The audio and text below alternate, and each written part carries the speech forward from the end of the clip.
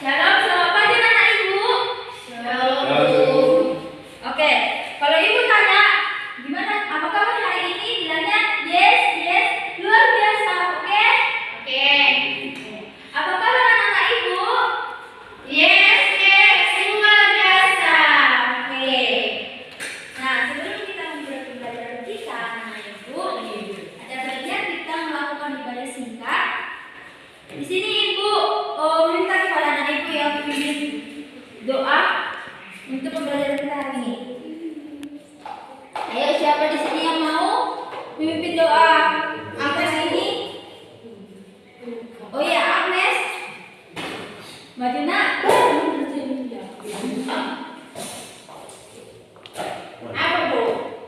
Kamu yang memimpin doa kita hari ini ya nak? Kok gitu suara dari ibu? Oke, kita akan memulai dengan kita. Terlebih dahulu kita mau bernyanyi dulu, yang dimana di nomor 363. Coba anak ibu supaya dibuka. Sudah bu. Sudah dapat nak? Sudah Bu. Oke. Bagi Yesus ku serahkan. 1, 2, 3, ya. Bagi Yesus ku serahkan, hidupku seluruhnya,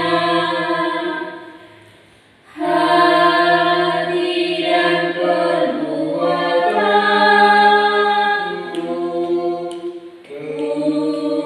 aku berikan.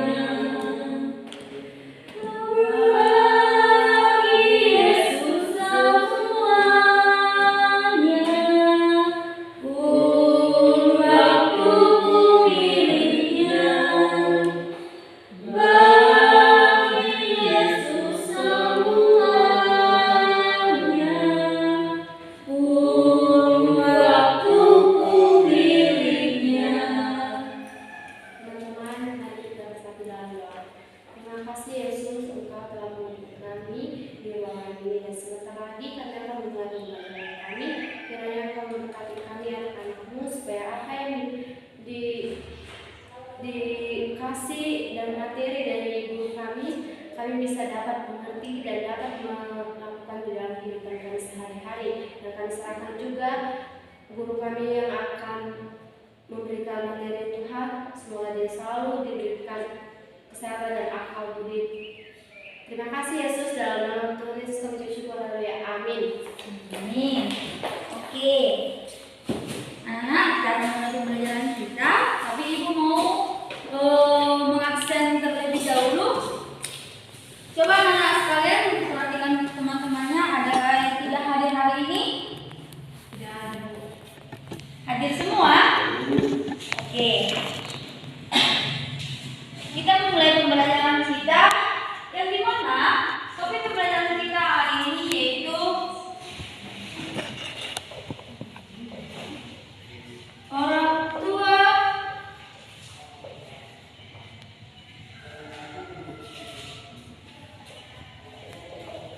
adalah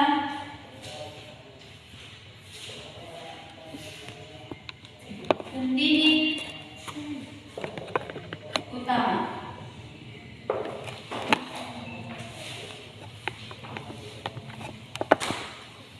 Oke, sama-sama kita membaca anak-anak ibu. Orang Dua tua adalah pendidik utama. Nah, dikatakan orang tua sebagai pendidik utama, dapat kita ketahui anak ibu bahwasanya peran dan tanggung jawab orang tua begitu penting dalam pertumbuhan atau perkembangan anak di masa kini atau di masa kecil untuk beranjak ke dewasa.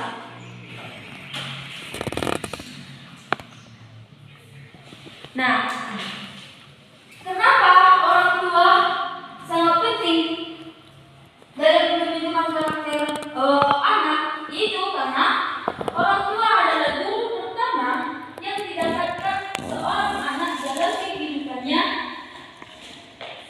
baru lahir, kan? Jadi, baik guru orang tuanya dapat mencerminkan bagaimana seorang anak berinteraksi dengan orang lain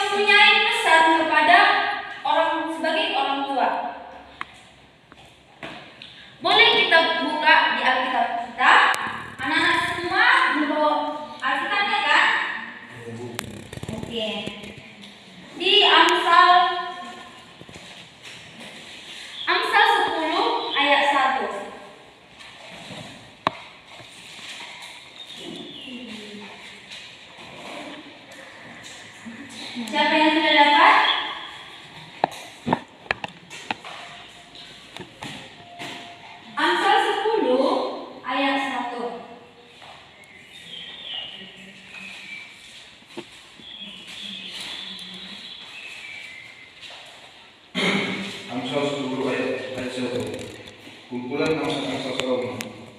Angsa-angsa Salomo, anak yang bijak mendatangkan sukacita kepada ayahnya, tetapi anak yang kuat adalah kedukaan bagi ibunya. Oke. Nah, berarti di ayat ini Tuhan memberikan pesan kepada orang tua supaya mendidik anak sesuai dengan perintah Tuhan ataupun sesuai dengan Alkitab. Nah, berarti peran orang tua ini sangat penting dalam kehidupan anak di masa depannya. Maka dari itu ada 3 tanggung jawab orang tua dalam mendidik anaknya. Yang pertama itu tanggung jawab secara spiritual, tanggung jawab secara emosional, tanggung jawab secara fisik. Yang ketiga ini sangat mempengaruhi bagaimana tingkah laku seorang anak nantinya di masa depan.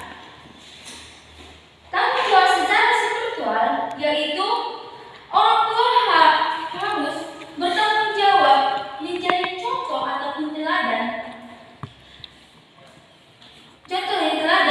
yang baik dalam praktik kehidupan anak secara spiritual. Seperti orang tua mengajak anak untuk berdoa bersama, orang tua mengajarkan nilai-nilai moral, dan juga orang tua mengajari supaya anak memiliki rasa empati ataupun mengasihi sesama makhluk hidup. Nah, dan yang kedua yaitu tanggung jawab secara emosional dan fisik. Nah, yang kedua tanggung jawab ini juga mempengaruhi. Karena apa? Karena orang tua harus bisa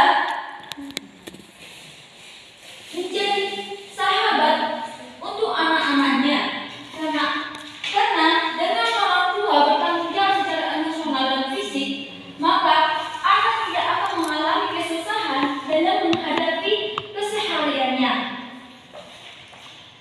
Dapat kita buka di ayat Alkitab di Amsal 22 ayat 6. Boleh dibuka anak ibu?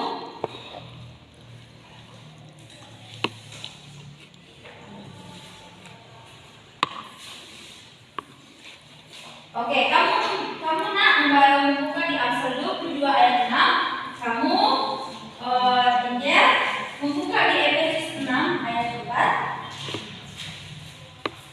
Dan untuk Helen itu membuka di Kolose 3 ayat 21. Nah, coba dibacakan Manimot. Amsal 22 ayat 6. Didiklah orang muda menurut jalan yang patut baginya, maka pada masa tuanya pun ia tidak akan menyimpang daripada jalan itu. Oke, untuk anak Injil. Dan kamu, bapak-bapak, janganlah memberikan amalan dalam hati anak-anakmu, tetapi didiklah mereka di dalam ajaran dan nasihat benar. Oke, selanjutnya Helen. Kolose 3 ayat 1. Hai bapak-bapak, janganlah sakiti hati anakmu, supaya jangan tawa hati. Oke, dari beberapa ayat Alkitab ini mengatakan bahwa tugas dan peran orang tua ini sangat harus sesuai dengan apa yang diperintahkan Tuhan kepadanya. Maka menjadi orang tua tidaklah seperti mudah, tidak hanya membuat anak lahir lalu dibesarkan kayak gitu, bukan ya? Dan tidak hanya memenuhi kebutuhan secara material gitu, tetapi harus memenuhi kebutuhan secara jasmani maupun rohani. Nah, di sini ada beberapa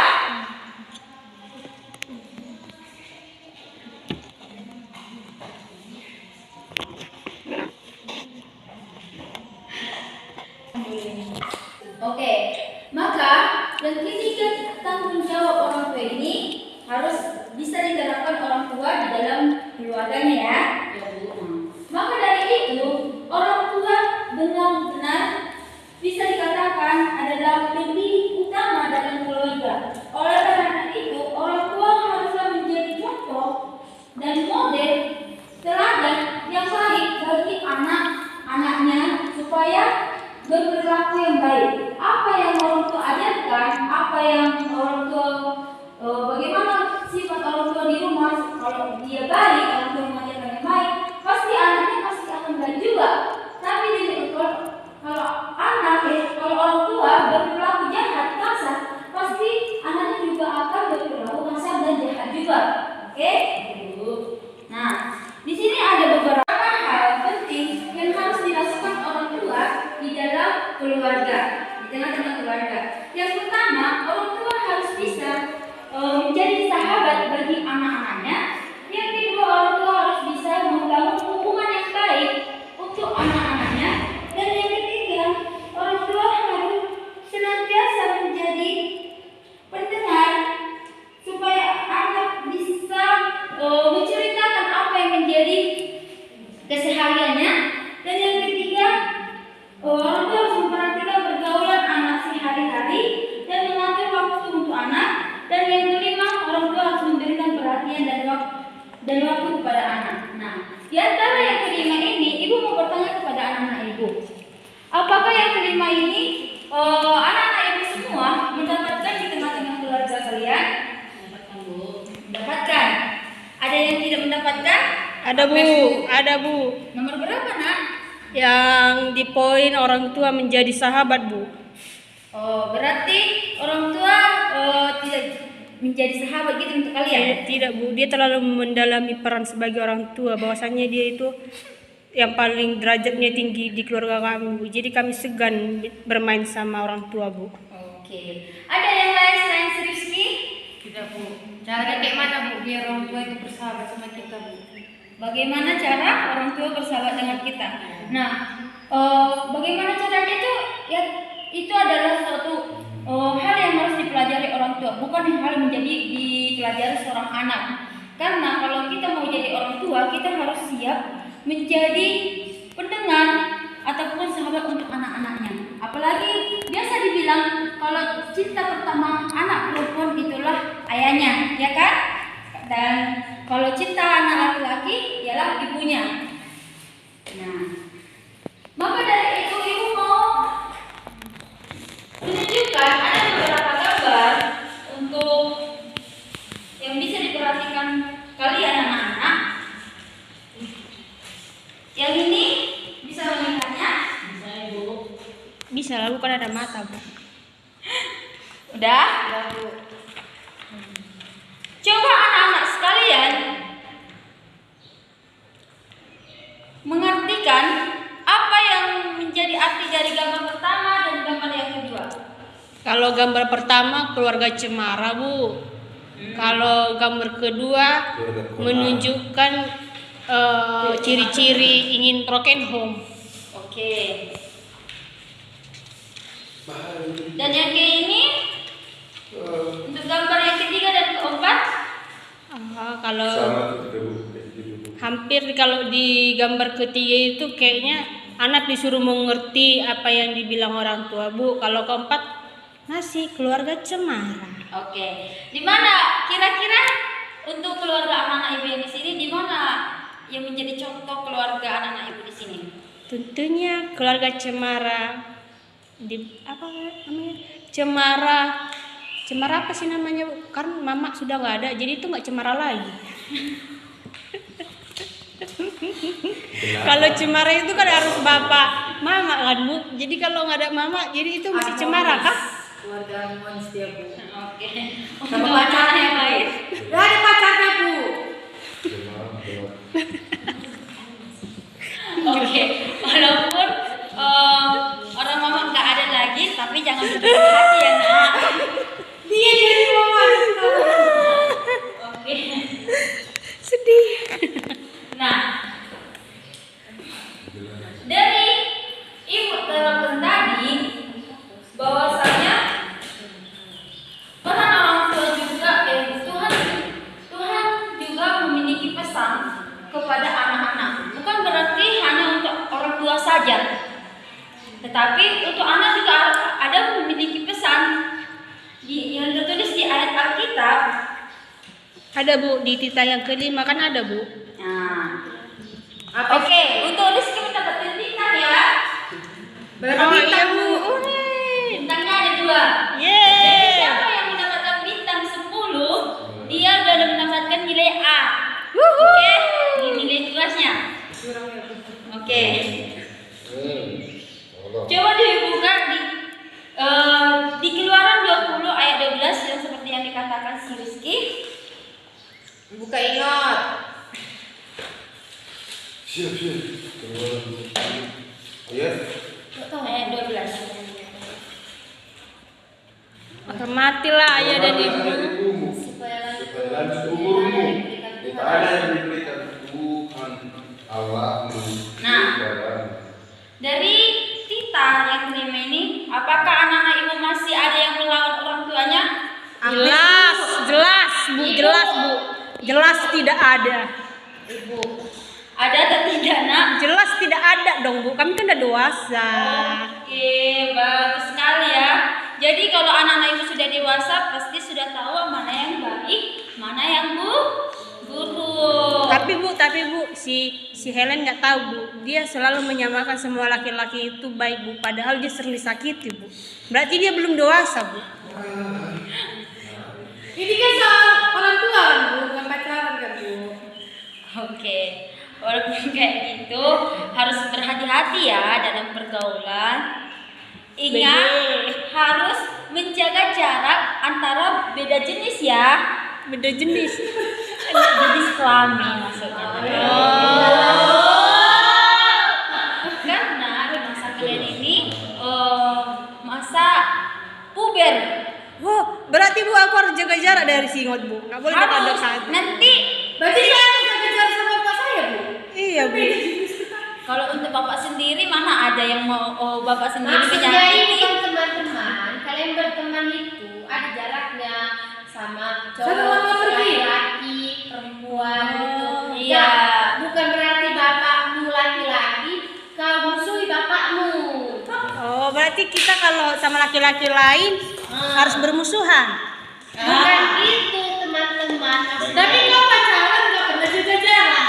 Maksudnya ibu, kalau pacaran sebenarnya nggak tahu kita dikasih atau dibolehin atau tidak dibolehin pacaran. Maksudnya pacaran itu ya pacaran, tapi nggak boleh beda-beda Bu. Oh. Gitu, main-main apa, yang dengan sama apa gitu. Jadi teman-teman, kan maksudnya ibu menyuruh musuhan kepada laki-laki Beda atau jenis. bapak. Iya. Boleh berteman. Sekarang kita bahas tentang pacaran. Di sini mau bertanya, di sini sudah ada yang berpacaran? Iya juga, Agnes. Aku belum. Kalian dari kelas 10 udah langsung dapat ya? Dikit-dikit aja nggak apa-apa. Oke. Jadi kalian yang sudah berpacaran, Dia yang tinggal nikah bulan lebih parah lagi. Udah lamaran dia, udah lamaran. Pak buat SW kemarin dia berarti mantan pacarmu nikah dini ya nak? sudah jadi guru Bu, pacar dia. Dia berpacaran. tua. Dia anak kami si Iot ini berpacaran beda usia. Tapi nggak apa-apa. Selagi itu berpacaran dengan sehat, itu nggak apa-apa. Sehat itu pacaran berarti makan bobo Bu. Bukan. Kan sehat. Berpacaran dengan secara sehat itu maksudnya tidak melakukan hal-hal suami negatif. istri. Hal-hal negatif. Ini sering Bu. Gimana? Di mobil kemarin Bu. Makanya Helen jalan-jalan Bu. Gak ada Bu. Gak ada. Mana Bu? Dia viral lagi Bu. Jalan-jalan dan tak kemana. Karena dia sama kan. Wow, itu sifat nggak boleh dicontoh ya. Sini mau minta pepaya ibu katanya, biasa dia. Apa pepaya? Oh, pepaya. Oh, nanti anak ibu datang ke rumah ibu ya, soalnya ada. Ngapain Ibu aja ini? Ngerujak loh gue berteman. Untuk anak-anak ibu semua juga bisa kok datang ke rumah ibu.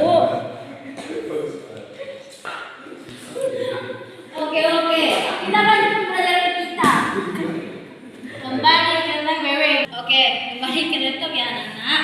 Nah, bisa ada juga satu ayat Alkitab menjadi pesan Tuhan kepada anak-anak. Coba dibuka di Efesus 6 ayat 1 sampai 3.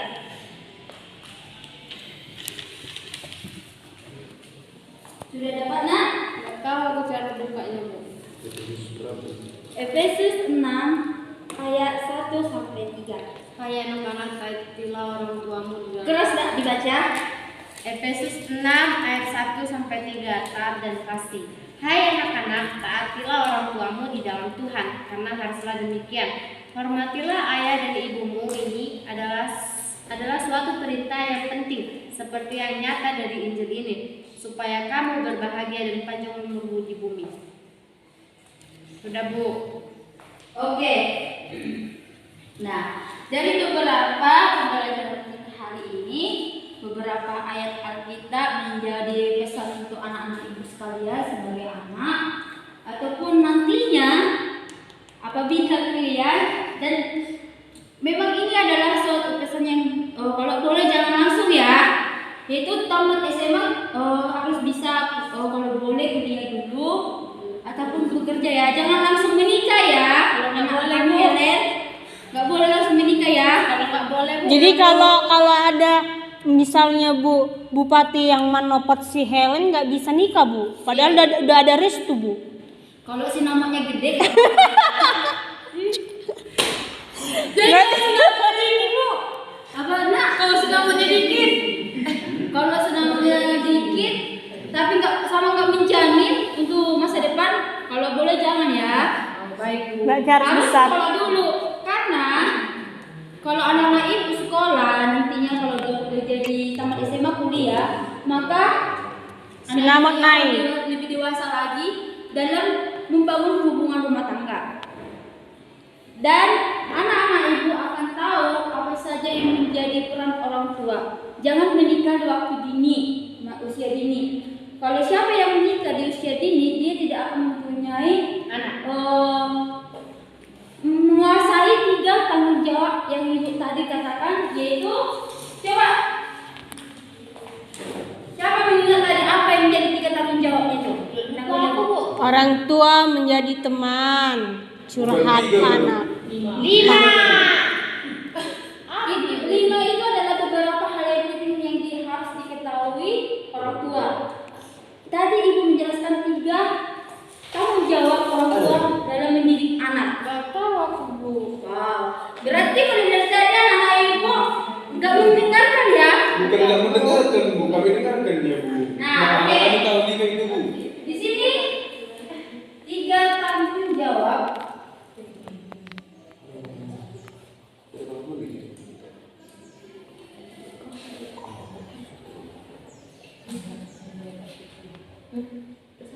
Oh.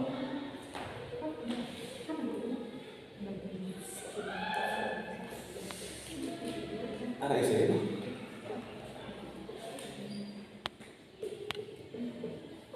Permisi Bu, mau ke mana kita Bu? Kantin ke kamar mandi Bu. Kamar mandi atau kamar mandi nak? Kamar mandi. Oke, boleh. Cepat ya. Iya.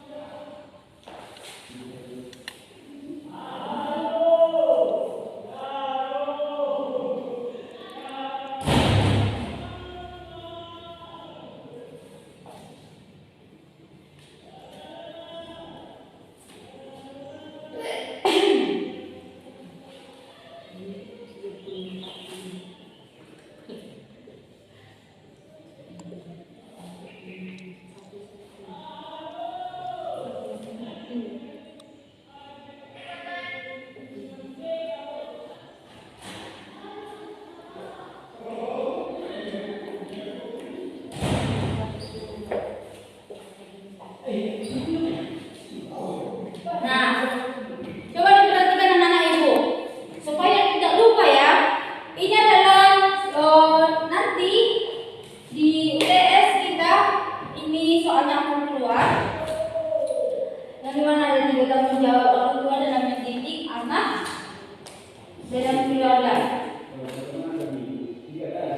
Oke?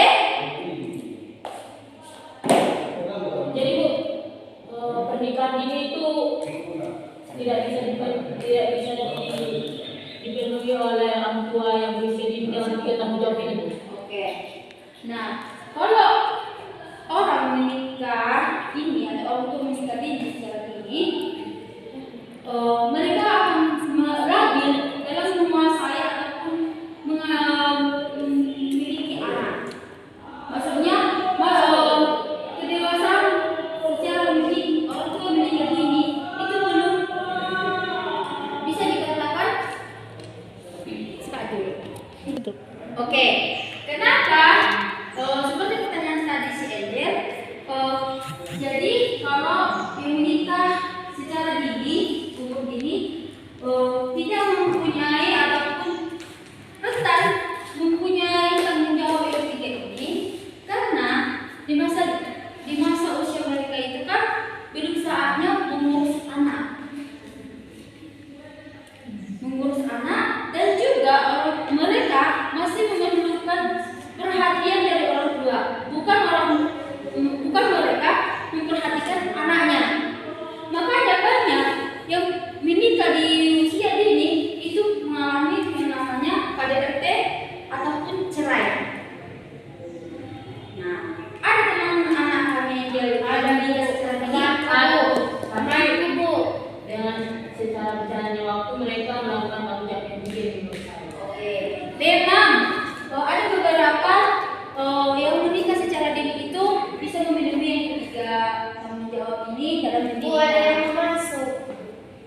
Siapa nak? Mau ngapain nak? Salah kelas Ibu.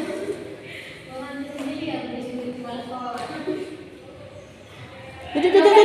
Sendiri ya. Kalau Untuk apa nak? Kenapa? Jangan kau kemarin nak. nggak ada mudah percaya sama dia, bohong dia, kita yang kita tahu dia. Ceramain dia Ibu, kasih ikut baru sama dia. Yang benar siapa di sini? Yang benar sini berarti dia nggak boleh. Oke, sudah mengerti nak? Coba ulang dulu perjalanan yang terakhir. Nah, memang benar seperti teman yang bisa dapat kalian lihat, ada beberapa yang menikah di masa dini itu dengan berjalannya waktu mereka bisa memenuhi yang ketiga tanggung jawab ini secara Alkitab ataupun aturan dari Tuhan, perintah Tuhan. Tetapi perlu kita ketahui kalau untuk anak-anak ibu sekalian jangan pernah menikah secara dini.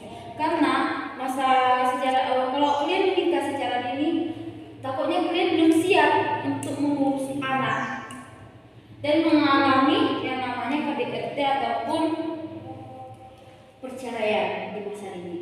Kan nggak bagus umur 20 atau 19 tahun udah menggendong anak, ya kan?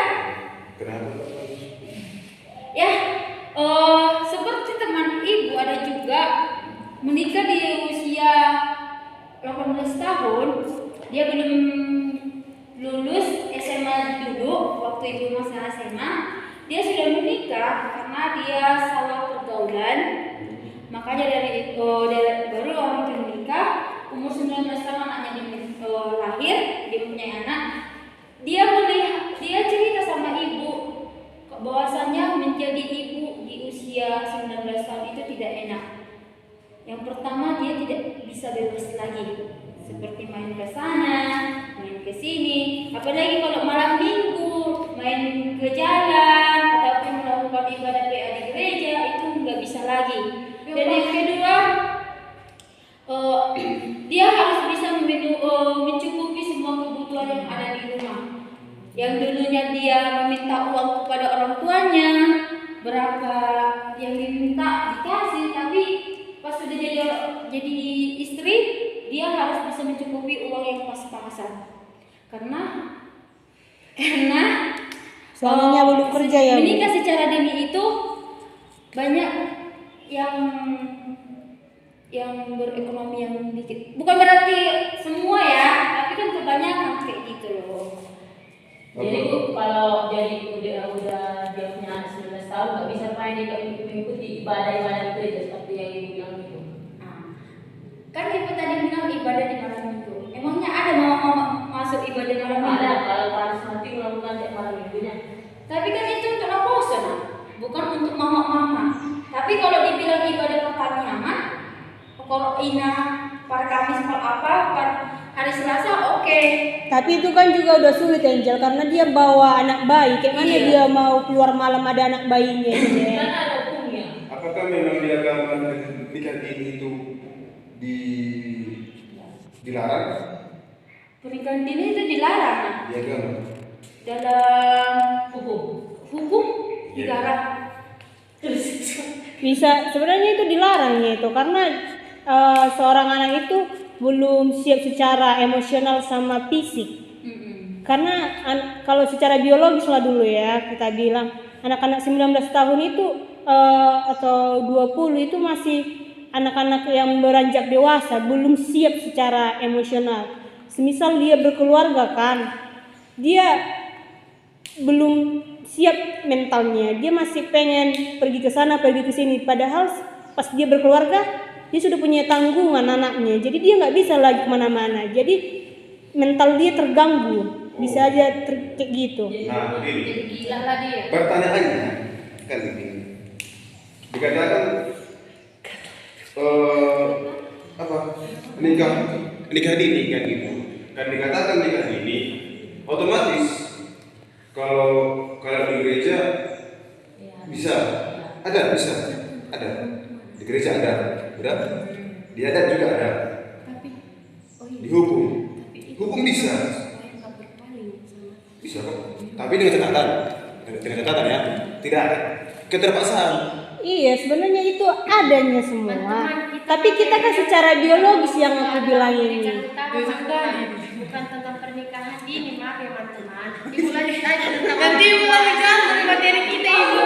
Ini kan sebuah sharing-sharing. Ibu kata ibu dulu yang lain kalau menjelaskan satu materi itu aja dijelaskan, nggak boleh melenceng. Kalau tadi tentang peran orang tua supaya anaknya tidak itu Kan tadi. Oke. Kita teman-teman sudah membahas tentang pernikahan dini. Jadi tidak bisa kita solusi yang kesalahan yang kita lakukan yang kita berikan kepada anak yang berumur, yang gagal menjadi orang tua yang gagal menjadi orang tua bagi anaknya. Itu untuk anak-anak lain atau untuk anak sendiri? Anak sendiri lah, bukan punya orang lain. Kalau memang untuk anak sendiri, ya jangan membuat anak menjadi anak berkenal. Itu solusinya. Jadi begini kalau 3. Oke, nah, tidak ada lagi pertanyaan kan tentang orang tua adalah pendidik utama ya kan? Tidak ada kan? Nggak ada, Bu. Oke. Jadi kalau ada orang tua di rumah yang belum bisa menjadi sahabat untuk kalian ataupun hubungan kalian dengan orang tua tidak baik, bisa kalian berdoa, bertepuk tangan. Tahu kan arti yang dimaksud dengan bertepuk tangan? Tahu. Seperti apa, Nak? bergandengan Sama-sama tangan berdoa bu, gini tepang-tepangan. Oke. Kalau memang anak-anak itu sudah tahu, bisa melakukan itu, meminta sama Tuhan supaya Tuhan mengubah sifat orang tua kalian, orang tua di rumah. Iya, Ibu. Jadi sahabat untuk kalian ya. Oke. Jadi cukup sekian yang bisa Ibu jelaskan pada hari ini. Pembelajaran kita hari yang Ibu jelaskan tadi dicatat ya, Ibu. Karena pembelajaran kita hari ini itu akan keluar di UTS kita 2 minggu kemudian, minggu depan, oke? Ya, Bu. Oke. Mari kita akhiri ibadah kita, pembelajaran kita hari ini. Di sini Ibu yang menjadi pemimpin doa.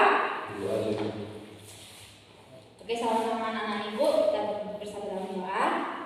Terima kasih Tuhan, terima kasih Allah Bapa yang baik untuk penyertaan dan kebaikan Bapa yang selalu memberkati kami.